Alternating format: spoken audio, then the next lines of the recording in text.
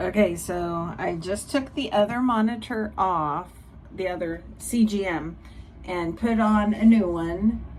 And when I put this one on, and then I looked at my arm and there was blood everywhere. Does that happen to anybody? I've never heard of that happening, but maybe it was just when it stuck myself, blood splattered. I don't know. But I was, so hi, it's Karen. If you're interested in how my CGM has been working, I had it on for 2 weeks, and most of the time, if I eat how I know I'm supposed to, I stay in the range, right? Um, but then I went to Texas Roadhouse, for science, and I am like, let's just see what it does, because I've been staying in range for like a day and a half, and so I wanted to see what it would do. So I had the rolls, I had the honey butter, I had a fat juicy steak, I had a baked sweet potato with just butter and cinnamon, no brown sugar or anything, but I did have it with the honey butter because, well, I already had honey butter on the rolls, and some mixed veggies. It was like broccoli and carrots, so that wouldn't be that bad, and unsweet tea. Okay, so it was all pretty good except for maybe the sweet potato and definitely the rolls. Okay, it skyrocketed, and now my sister's calling, so hold on. As I was saying, so Texas Roadhouse, and then it skyrocketed above the range that it's supposed to be, and then it like plummeted down, like below. It dipped a little bit below the range that you're aiming for. So you're aiming for between 70 and 160. But I was wondering, what does a person without diabetes, like what would their sugar readings read? So I found something that said that they would expect a non-diabetic to their high point to be, I forget, was it 120? No, 120? 150? 150. I think it was 150. So, I'm like, well, I want to aim for 150. But some of the things I ate like went way over the 180 that you're supposed to go for. So what I'm thinking is, like people say they reverse their diabetes. I think it's not, you still have it. You just have it under control. Because if I go to Texas Roadhouse and I have the honey butter and the rolls, yeah, my blood sugar is going to be up there.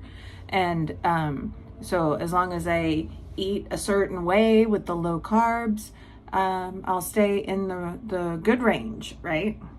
So I tested it with keto chow and I stayed in range.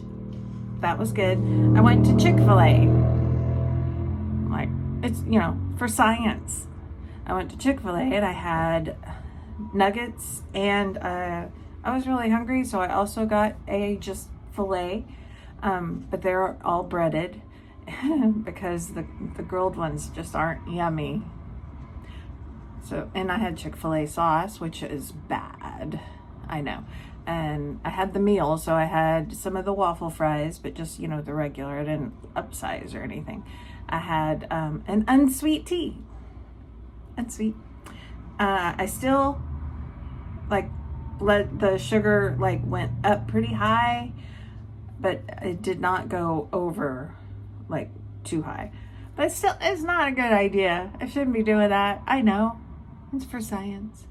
And then I went to Brahms one day and got a twist cone, frozen yogurt with chocolate and vanilla twist. If anybody knows what a Brahms is, it's like local to the South, Texas, and maybe some other places. I don't know. But So it's frozen yogurt, but it is not sugar-free frozen yogurt. And then there's the waffle cone, but I'm like, it's for science. And it didn't even really taste that good to me. Not like I remember it tasting. It wasn't that great. Yeah, that was a bad idea. What else did I do? Oh, I tried a little bit of watermelon. I didn't eat like a whole bunch, but like 4 or 6 pieces maybe. It jumped it a little bit, but it didn't go too high. So probably just, if I ate a lot of watermelon, it would have gone up even higher. And then I have a sample of one day when I stayed in range all real good all day. I had my coffee like I do. What else? Oh, I had half a keto brick. I wrote this down. Element, sugar-free electrolytes. That doesn't do anything to me. I had hamburger and marinara sauce. So it was basically like spaghetti sauce without spaghetti. Or it's like chili, except it's spaghetti sauce. It's not the chili spice. And then I had a ratio yogurt, and that's all good. So I know I can have that. Another day I tried some Smart Food popcorn, the little mini bags. I had 2 of them, and I stayed in range. So I know if I'm feeling snacky, I could have some popcorn, and it wouldn't be that bad. But I cannot have a Brahms yogurt cone. Nope, can't have that. So I put this on and it started bleeding, but I think maybe it's the initial stick. And maybe my skin just went, I don't know. But I wiped it all off, and I guess I'm okay. I guess if anybody knows anything about that, let me know if that's normal. Is that normal? So I'm going to try to stay in the range to 150 instead of 180. Because that's what non-diabetics are supposed to do.